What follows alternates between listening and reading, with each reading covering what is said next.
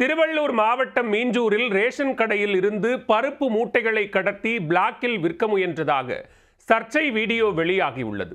பருப்பு மூட்டைகளுடன் டூ வீலரில் பறந்த முதியவரை தடுத்து நிறுத்தி சரமாரியாக கேள்வி எழுப்பிய சம்பவத்தில் நடந்தது என்ன? இது ஃபுல்லாவே தண்ணி ஒழுகுது. இத பாருங்க.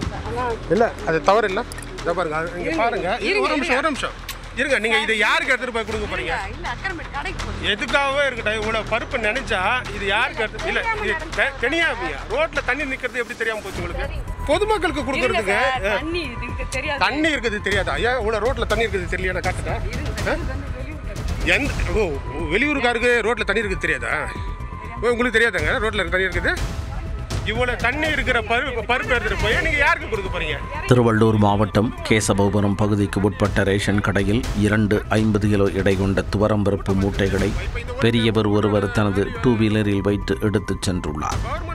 ரேஷன் கடையில் தனிநபரின் வண்டியில் மூட்டைகள் வெளியே சென்றதை பார்த்த நபர் ஒருவர் முதியவரை பின்தொடர்ந்து சென்ற பொழுது சாலையில் இருக்கும் தண்ணீரில் அந்த துவரம்பருப்பு மூட்டையை வேண்டுமென்றே நனைத்து எடுத்துச் சென்றதை பார்த்துள்ளார்.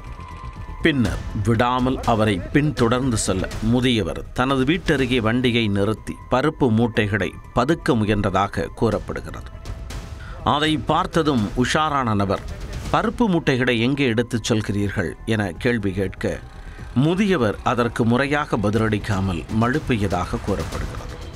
இல்ல நான் என்ன சொல்ல வரேன்னா, இந்த ரோட்ல தண்ணியில அந்த பருப்பை நினைச்சு எடுத்துட்டு வரீங்க நான் பாத்துருக்கேன். முக்கிய நினைக்கல. அப்புறம் வண்டியில நினைவுங்க என்னங்க நீங்க பேசுறது? இந்த மாதிரி சொன்னா நான் கம்ப்ளைண்ட் பண்ணுவேன்.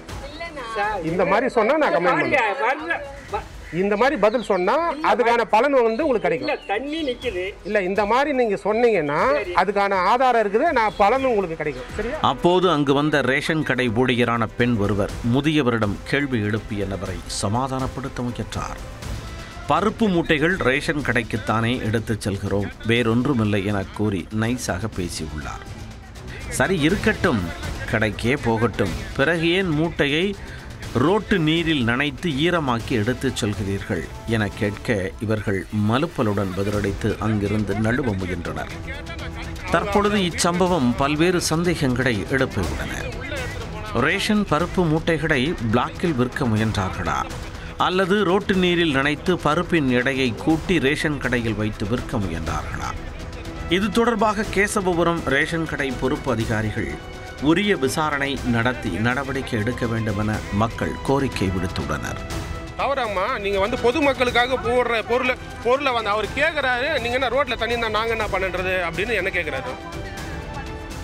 நீங்க முதல் ரேஷன் பொருளை பப்ளிக் கையில கொடுத்து அனுப்புறதே தவறு. தப்பு தான். ஏங்க நீங்க கவர்மெண்ட் கையில கேளுங்க, ஒரு ரிக்ஷா கேளுங்க, ரிக்ஷாவில் வச்சு எடுத்துட்டு போங்க.